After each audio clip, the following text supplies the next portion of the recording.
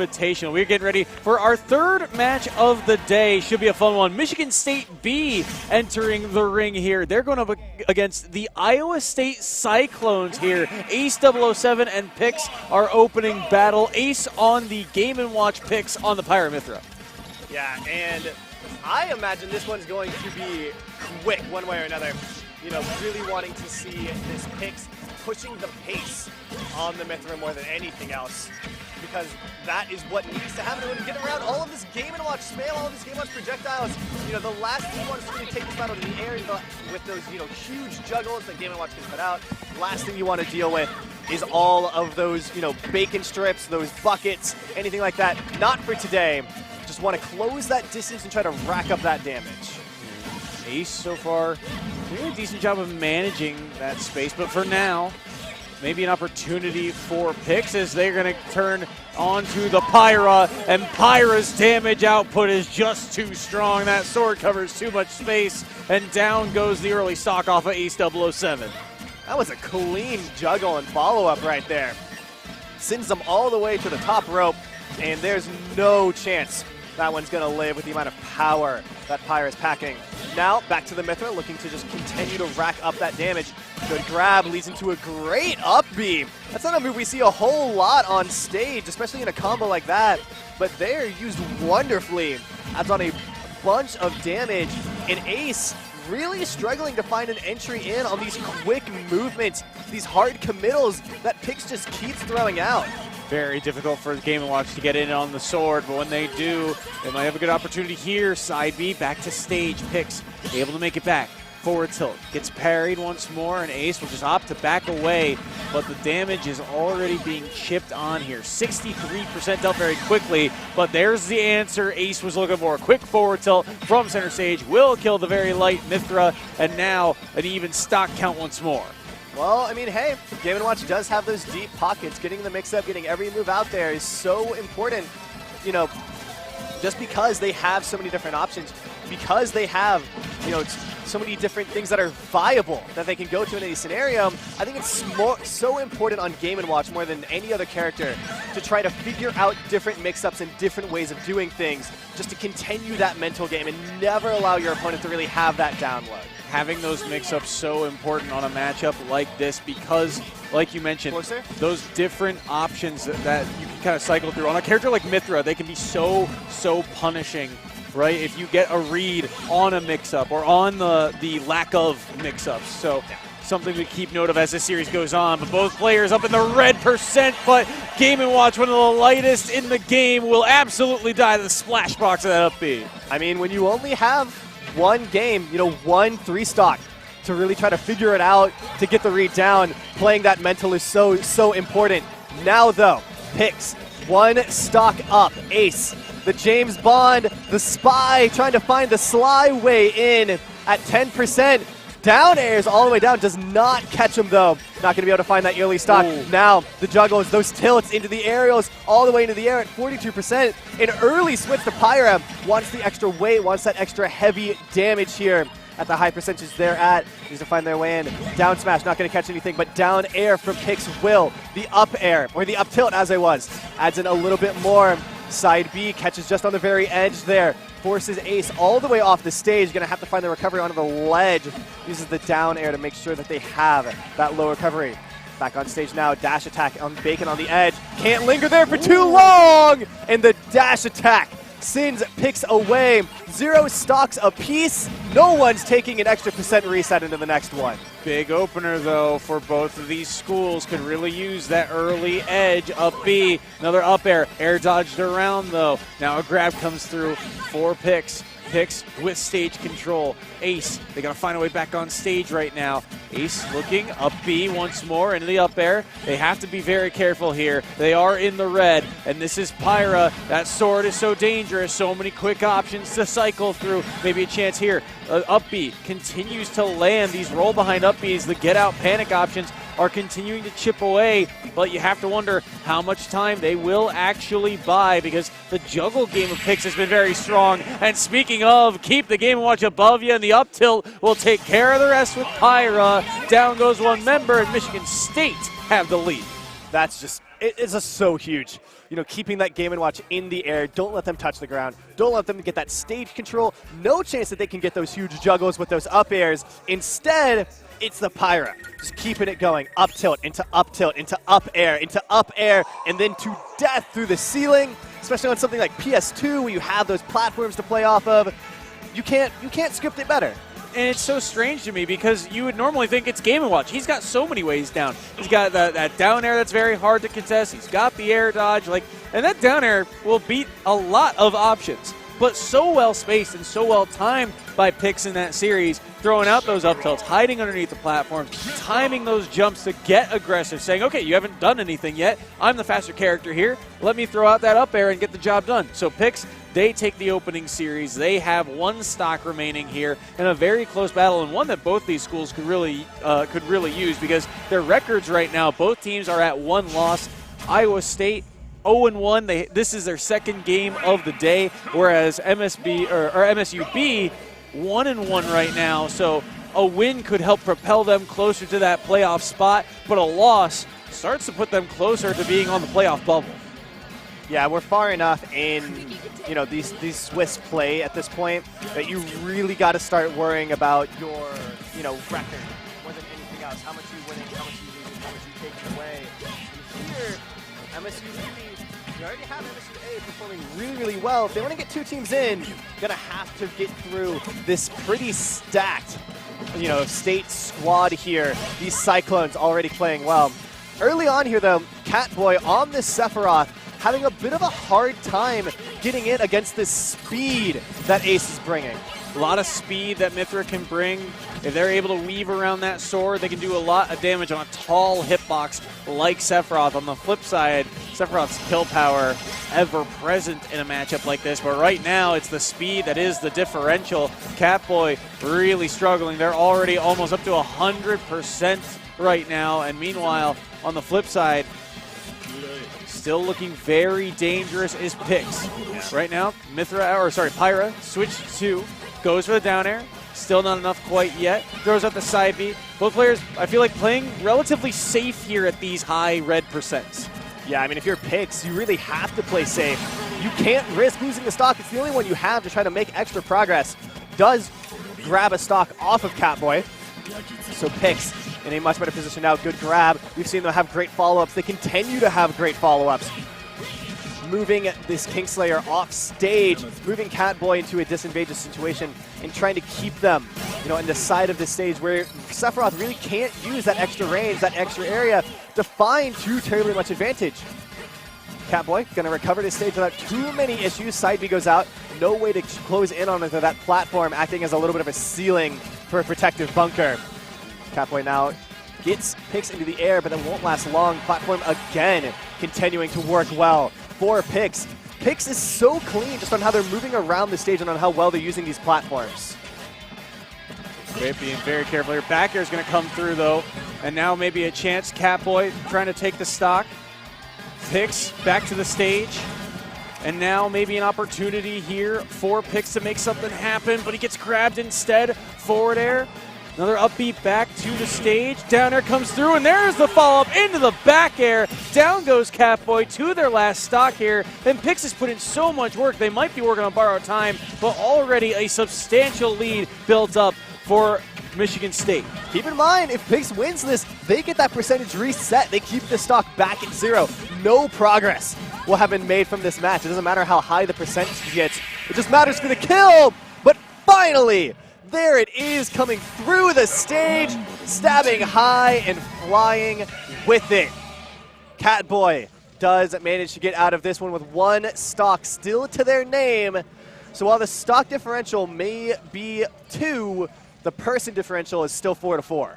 Still 4-4, so still a lot of work to be done by both these schools, but they were able to answer back, but it's still very well done by Pix. And when we looked at, these rosters, right, we talked about how Michigan State brought 2 full squads here, and Michigan State B, they were going to have their work cut out for them with, their own classmates going up against them in a different pool or in a similar pool. I believe they're actually in the same group. But either way, we knew their work was going to be cut out for them, but with a lot of the depth of this lineup really stepping up, Pix in particular getting it off to a very strong start. And then you look at the rest of these players, like Tojo could be coming in on the Cloud, Jack on the Wii Fit. There's a lot of kind of pop-off potential if this Michigan State team heats up. Yeah. I mean, Michigan State just has so many options. That's been the whole thing every time. They have so many options. With 2 full teams here, you know they built these teams not just based on skill, but how can we cover every single option with these players. You know, these best teams, these high-tier teams like MSU is, you know, they just won another huge collegiate tournament. They get to go to a nationals tournament here pretty soon as a result of that. They've got their sub set up. They know we need to build our teams not just based on, you know, the skill level, but based on how much success we can get and how many options we can cover with the rosters we set up. It should be interesting to see where these teams go from here. We're getting those names locked down momentarily.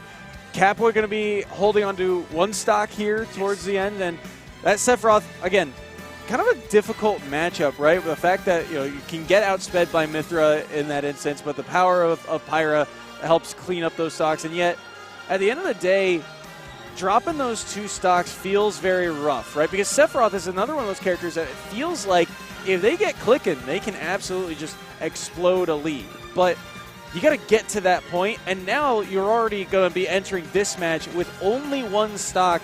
Is there, I guess, a play style or something that you're kind of looking for to kind of get into that mindset of, all right, I've got 1 stock left. What can I do with it entering this next match? I mean, if you're playing Sephiroth, you've got the options, right? You know, you've got the range, you've got the coverage, you've got the stage control. If you want to build yourself a little bunker, you know, find yourself a platform to hide under and just hang out, that's a thing you can do on Sephi. Like, Sephi's already traumatized 1 child. I'm sure he's willing to just kind of hang out and traumatize another. You know, especially with that disadvantage, once you start getting high in the stock, you have that extra jump. You can just kind of hang out, you know, off stage, just kind of taunt the opponent, make them overcommit, find the punish. There's always a way as Sephi to kind of slow the game down and find the fight through that and just extend your stock, find the most value out of it that you possibly can. You might not find the stock for the first 8 minutes of the game, but, you know, you'll get there eventually. It's one of those weird things where, you know, Sephiroth also, because they're going to be starting on 1 stock for this next matchup, they could potentially get that 1 wing on very early, right? It's one of those weird, like, pseudo comeback mechanics. But it's going to be interesting to see if that really plays a factor, because on a character like Sephiroth, you know, we talk about being able to survive at these high percents, and it feels like that hasn't necessarily been the case for this set in particular. It feels like once both players get to the red, they're, you know, that time seems to accelerate. What? But, you know, you can certainly make certain things happen with Sephiroth in the red, and especially with, you know, with 1 wing, you do get armor on a couple of those smash attacks as well. Yeah, and I mean, both of these teams have been playing so aggressively with it. I feel like that's why we haven't really seen a whole lot of time in that red, just because they're continuing, like, just pressure it, send it, keep it moving, keep it going, you know, never take the pressure off. But now, talk about traumatizing a child. That child's come back for revenge. We got Cloud coming in from Michigan State, thank you. Up against the Sephiroth Kingslayer from Iowa State, Catboy Jacob coming up against Tojo. Yeah, Tojo for the side of Michigan State, rocking the Cloud, going up against Catboy's 1 stock Sephiroth here. We'll see what they can do. And it feels like in a matchup like this, again, very similar, right? Sephiroth, it feels like the matchup is always going to be, how do you get in on Sephiroth with all the poke that they've got? But Cloud certainly has the capability to do so. They've got the speed, the air speed in particular, to be able to hop around. Timing around those aerials, ever important. And a lot of things like that, acting as a quick trump card, using that up B out of shield, will eventually kill, but if not, you get the extra damage. But then you come to scenarios like this where Cloud can't really do much if they're off stage. Yeah, I mean, I think that's the game plan here. Get Cloud off stage using those huge sweeping, you know, aerials and tilts, you know, that forward air with that fastball. Huge option, I think, to, you know, stop Cloud's engagement. But now with the shield break, goodbye, so long, farewell. no chance of taking the stock off there. It's just going to be Tojo moving right on through Jacob, getting their revenge against the one Winged Angel. Very, very strong there, getting the shield break, something you don't see too frequently, but they're able to clean up that last stock on the Sephiroth Catboy for the side of Iowa State. Tojo, pretty solid opening, right? But it also felt like they had a game plan that they wanted to execute, came right in, got the job done, and Catboy, again, did not have a whole lot of time to try and adapt, but that's also something that Cloud just does very well. They use that speed to their advantage, similar to Mithra, right? You're just constantly pressuring, constantly in the face of your opponent, throwing out these hitboxes, and not allowing Sephiroth, who has a lot of poke, to be able to throw out those hitboxes and set up their own game plan. Yeah, I mean, I feel like one of the hardest things to do with Cloud is really set that pace. Right. You know, he's a great restaurant character. He's got great aerials. He's great at trapping in an area. You know, that projectile is just good enough to make people have to engage and fight him. But he is a little bit slower. You know, a lot of times when you're throwing out an aerial, throwing out a tilt, especially throwing out a smash attack, it's not going to come out before anything else that the other person has. And so forcing people into a very specific pace, forcing people into, you know, the specific neutral encounters is one of the biggest parts of Cloud. And being able to see that here was huge. Against the Lucina, though, I gotta say, I'm a bit worried for Cloud trying to set the pace against a character as fast as this. Yeah, Lucina very strong into a matchup like this because of the control that they have. And Lucina, it feels like the game plan is very straightforward here, right? Just kind of hold forward and make sure that you punish the Cloud for being overly aggressive, and they're able to do just that. A 0 to death right off the bat here for the side of Iowa State. This is going to be very, very rough as Eric looking very strong right off the bat here. And the movement, too. The spacing. You're seeing these wave dashes back like it's Melee, and it's still getting around a lot of these aerials. I mean, that's the biggest thing that we really need to see from Eric, especially against a character like Cloud. Bait out the commit and then dash right back in. She's fast enough to do so on the Lucina. There's no worries, you know, is my character going to be able to get back in time? Always, every time. Yes, that's why Lucina is so incredibly good, is just because of that speed, because of that movement speed, because of the option speed. Ooh. And also doing a great job of taking the fight off stage. Not going to be able to get back all the way there, but when you're ahead, I'll trade stock for stock all day long. When you're ahead, I will take that trade, but it does feel a little rough because from that position, you know that Lucina could probably have recovered, but somehow, some way, that up B trades with the back air, and so just a little bit of a mis-execution of timing there ends up forfeiting a stock that they potentially could have held on to. Either way, it's one that both teams will have to take here. 85% right now on this Cloud, and they're looking to make something happen with it. A little bit of rage built up, but still, the coverage of this Lucina, down tilts, down smashes, and no limit in sight to try and recover means that down goes this Cloud, and Eric the Lucina knocks another one off the board. What a tight game. Started that one with 3 stocks, moved on the way through to, you know, with the, that was a 3-0? No, 2-0. 2-0. Got one back off the weird, that was a very odd interaction with that. Either way, Cloud back air, I suppose. I mean, what explanation do you really need other than Cloud back air when it comes to something like that? Yeah, and it'll be interesting to see now who Michigan State now opts to send in. Again, they have the lead thanks to the lead that Pix built up. Tojo now down. When you look at the rest of this lineup, we see Arc D, Jack, I believe also in the lineup, and between those players in particular, Palutena, WeFit. So there are options to deal with this Lucina. I'd imagine the Palu comes through here because if you can get the combos online, and plus you got so many ways to cover the ledge, which Lucina doesn't necessarily struggle to get to, but it just kind of but it plays to their favor. Or maybe you go with the confidence pick because one thing that I called out the wave dash back around the spacing of those aerials, not just because it's something that you don't frequently see, but also because I feel like wave dash is kind of a confidence move. It's not great in this game like it is in Melee. So to see it be used as like just something that is a an integral part of the kit, shows that, hey, they feel very confident in their movement. It's not like they're, first game jitters or whatever. No, they feel like, okay, I know exactly what to do, and this is the perfect time to use this move. Yeah. I mean, I actually want to see the Wii Fit. Against that much confidence with the movement focus, because I feel like soccer ball and like that sun salute, playing the ledge super hard, can kind of take away a lot of that advantage that the clean movement gives you. Here it is, the Wii Fit. I would not be surprised at all if we saw Jack just really focus on that ledge game over anything else, really clamp the edge of the stage. We already see them, really allowing Eric to have so much of this stage to run around, because Wii Fit doesn't really need to compete for that much space. And on top of that, too, traditionally, what have Sortie struggled with? Projectiles. And we've seen, that the Wii Fits here can make very strong use of their projectiles, between the soccer ball being such a huge part of the kit and the Salute the Sun being a potential kill option at these later percents. There's not a whole lot of options for Lucina to get around those projectiles, and right now they are struggling for it. They're at 107, make that 119, forced to recover low, and Jack will eventually be able to dip down low, go for those low edge guards like we saw Dice do earlier today. Yeah.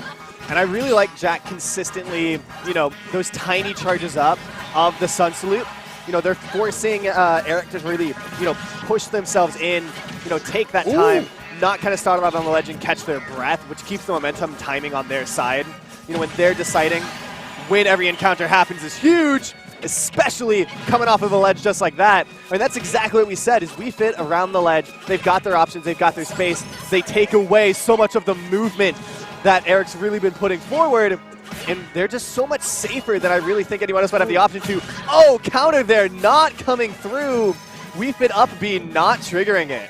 Weird trade there. It actually knocked them up into the stage. Didn't really do that much percent, but it did connect. You saw the slash come out after, but they snapped to the ledge, and so there's just no hitbox for them to actually hit because of Ledge Invincibility. What a great tech underneath the stage, and they're able to make it back. But eventually the side B will come through, all the hits connecting and all held forward. Thus, the damage and the knockback online. You can change those angles, do a little bit more shield pressure, do a little bit more percent. You're seeing the upward angle used to try and get Jack into a juggle situation, but Eric putting in a lot of work to bring this back, but they get overly aggressive. Oh, the soccer ball! That was supposed to be a spike, but they hit the soccer ball instead, and their life gets saved by their own utility.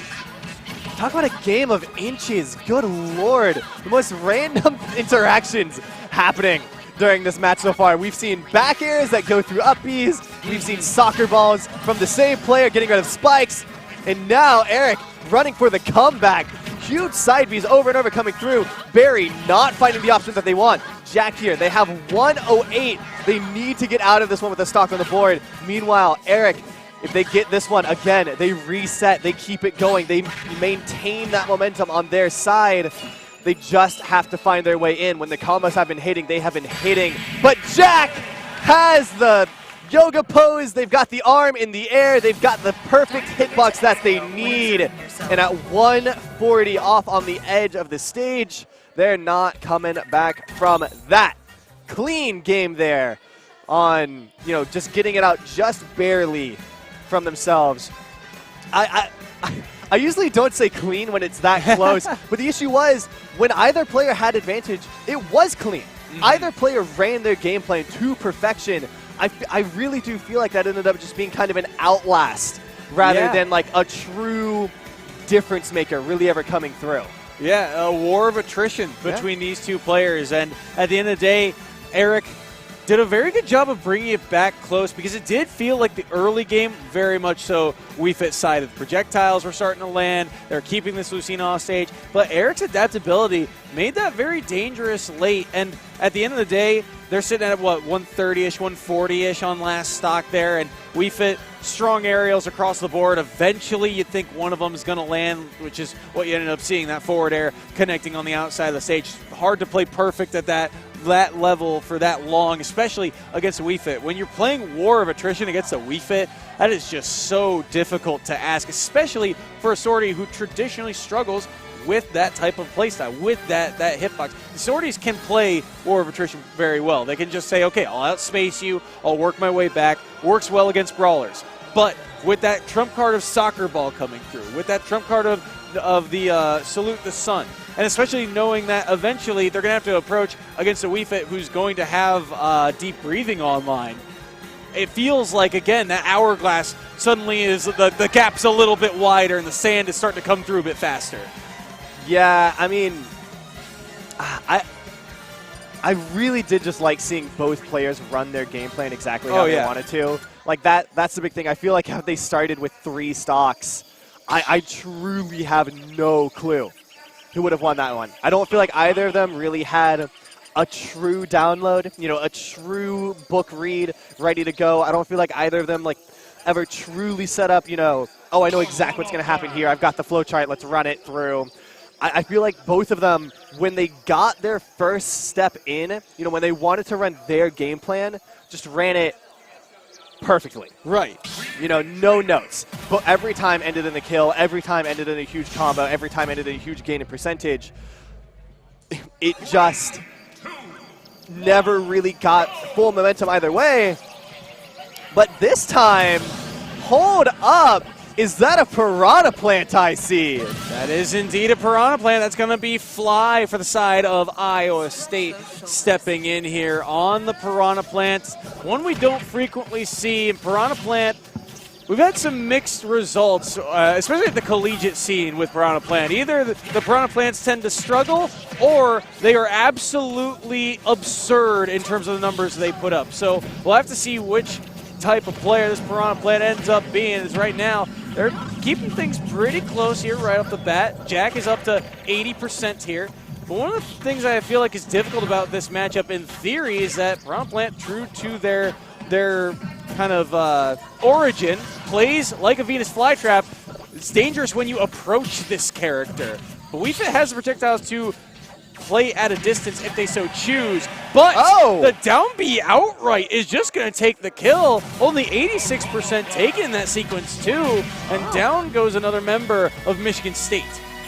I feel like so much of the deciding factor for Plant comes not from the Plant player, but from the other player and how well they know their matchup knowledge. Because I'm going to be honest, when's the last time you played against a Plant? Yeah, that's absolutely fair. When's the last time you played against a Plant? I don't think I've played against a Plant since release. Seriously. They're just not a character that comes up a whole lot. And so if you haven't been studying, your matchups, if you haven't been studying how to adapt, if you haven't been studying, how do I learn a character on the fly? Right. Then you don't have a good way to go up against a Plant. Yeah. But Plant has a lot of exploitable moves, but they have a lot of very different moves as well. There's not really a character that you can analog to a Plant. You can't go like, oh, this is just a projectile character. I'll run it projectiles. Oh, this is just a Swordie. I'll run it Swordies. Nah, Plant is just Plant.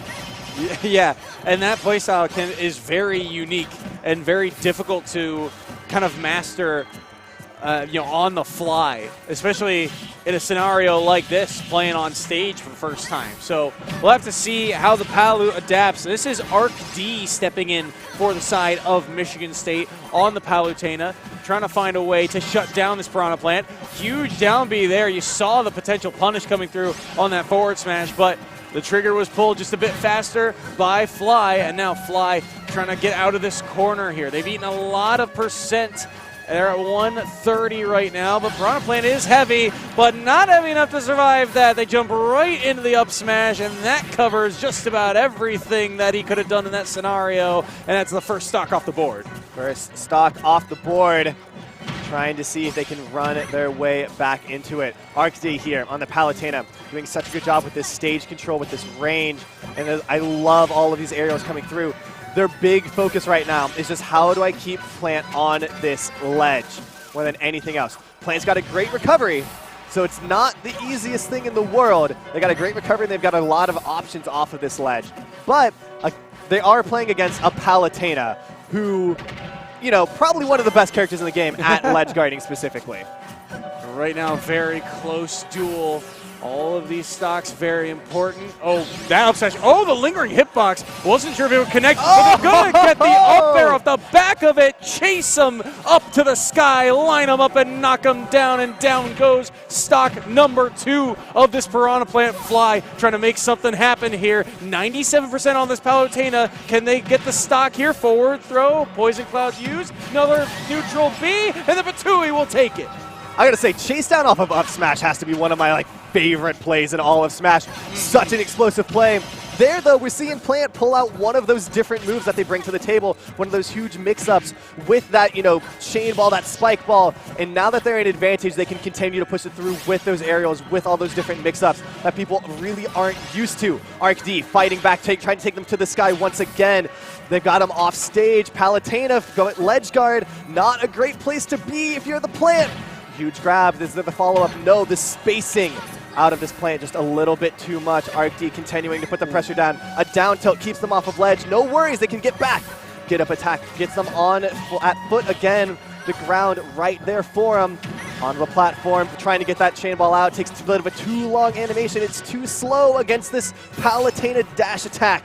Right back to ledge as the poison comes through. Still just a little bit of a ping pong as Plant's all the way up to 144 on this percentage. Huge up tilt there to get out of disadvantage. How long can this Plant survive for? They are very heavy, but there's a lot of kill options. Huge spot dodge around that explosive flare as well. Jabs, a lot of damage being racked on here.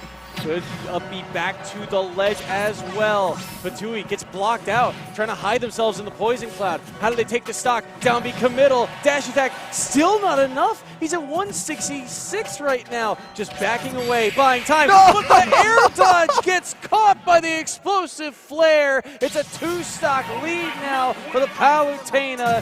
What a huge turn of events there to get the lead back into the favor of Michigan State.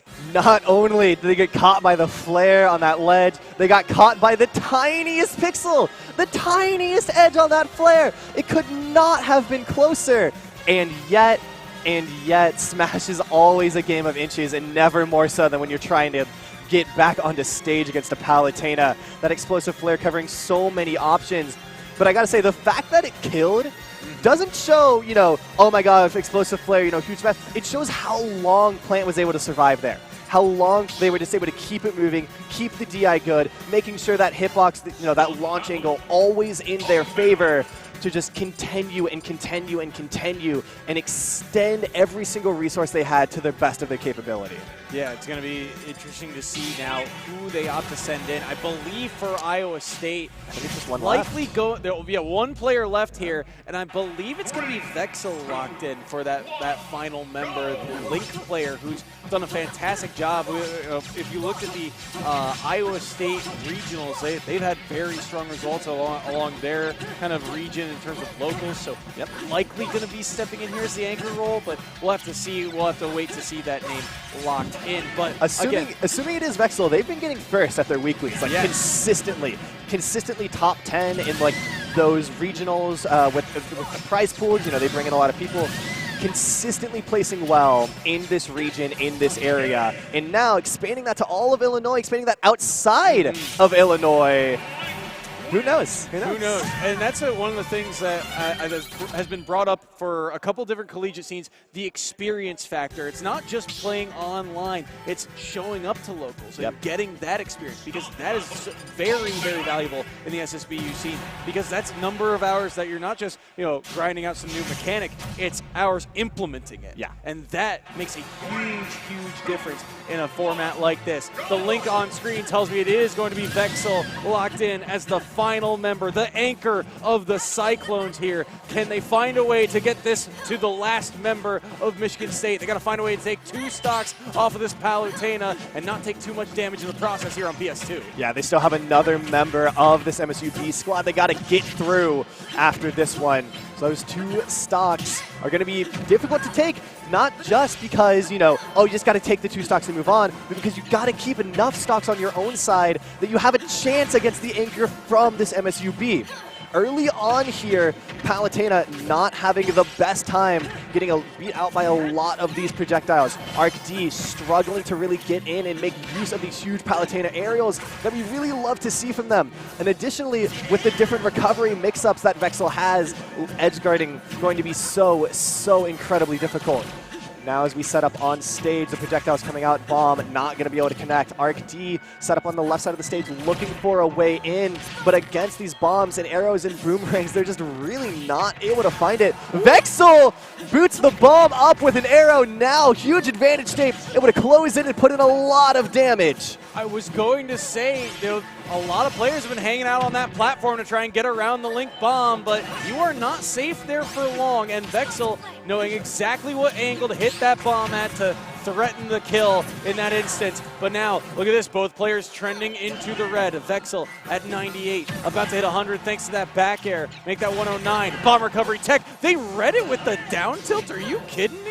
Still at 111 now. How do you find a way to take this stock? Forward air going to be pressed on. Still not enough to be able to take that stock quite yet. The bomb now lingering on this platform. Drop shield at the wrong time. Still unable to take the stock once more. Both players surviving at such high percents. One strong hitbox should do the trick here, but still no one can find it.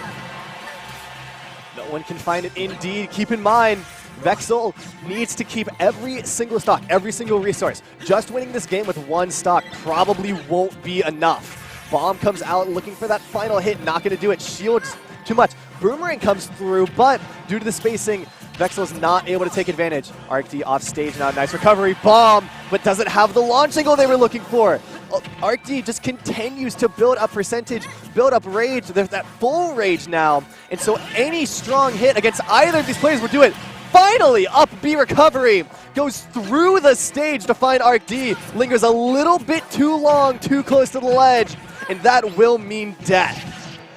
Stock off the board, need to find a way to take the second one, but how much time do you have on this opening stock? Vexel at 124, bomb in hand, boomerang landing, 68 already built up onto this Palutena. Bomb drops being thrown out constantly, just a lingering hitbox for this Palutena to deal with. Arc D now in trouble, but they'll find a forward air here. Off stage once more. Projectiles used on stage instead of off, so no bomb recovery online, but they're still able to make it back here. 106, a lot of pressure on this shield, but they'll just hold and stay strong, and it pays off in the end. They find the back air to take one off of Vexel. But 115 extra credit almost finds the up smash there, going to get knocked out of the animation though just by that little bit of a lingering hitbox. And now huge juggle gets Vexel all the way up to 40%, make that 52, and that puts them back on ledge. I will say though, I don't think we've seen Vexel recover from ledge the same way twice. Every time finding huge mix-ups against Arc D, who's really relied on ledge, on edge guarding as a huge component of their game, not really able to implement. No way with the arrow! No way! The strongest pullback on the archery you've ever seen. How? That arrow would have gone through the dart target board. Oh my goodness, are you kidding me? That didn't feel fully charged, but I don't think it feel was. like that should have killed. Do we have replay on that? Okay, we do have replay on that. I want to see that again real quick. What a sequence. Because, that must have been either one of two things goes through my mind in that sequence. Either A, that was the frame it got fully charged. Yes. Either that was the exact frame it got fully charged and landed, or B, Paolo was looking to dash away, and the DI might have been off target. The DI is the big thing there, yeah. Which is also still possible in scenario one that I just said. if it is full charge, here's a replay, right? Bomb away, here's the arrow, wait for the spark, and yep. Full charge here. So like frame 2 is when it comes out. Frame 2. And you can tell off of the blue sparks, right? That's the DI angle. Yep. It was not DI away. It was not with the hitbox. So it was just the fact that the arrow was fully charged and landed, and they were that high a percent.